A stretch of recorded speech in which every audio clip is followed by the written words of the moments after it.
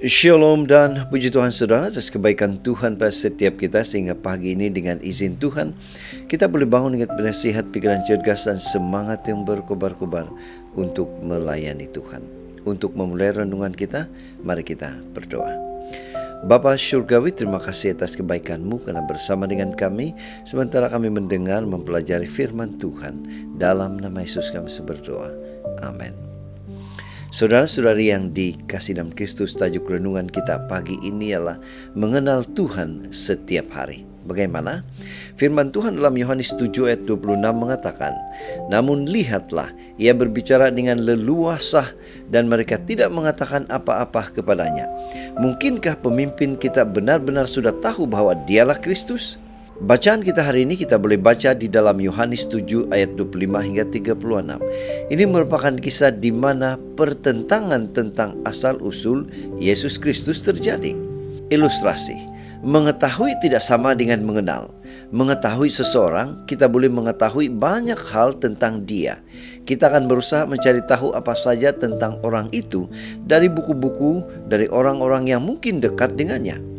Pengetahuan kita tentang dia mungkin sangat luas, tetapi apakah itu boleh disebut mengenal? Belum tentu, saudara.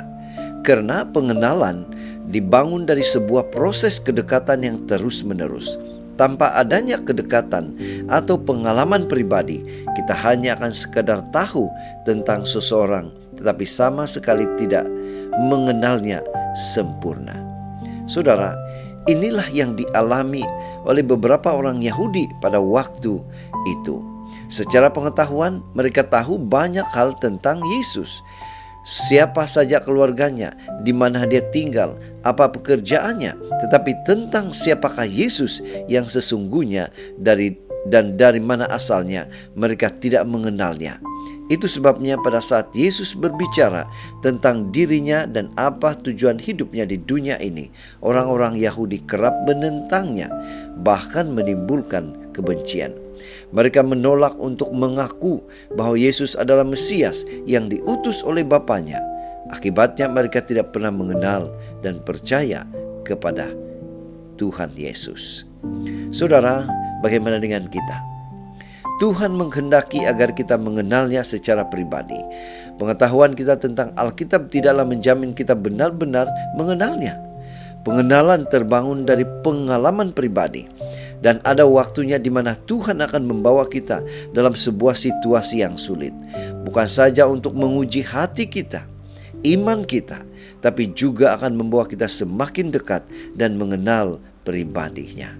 Itu sebabnya saudara, pada pagi ini mari kita ingatkan diri kita bahwa pengenalan akan Tuhan itu dibentuk setiap hari melalui proses kedekatan dan pengalaman pribadi bersama Dia. Saudara, inilah doa dan harapan kita. Mari kita bersyukur, kita berterima kasih kepada Tuhan atas kebaikan Dia. Khususnya Dia memberikan kita kekuatan, kemampuan untuk terus boleh mengenal Tuhan setiap saat di dalam hidup pribadi kita masing-masing.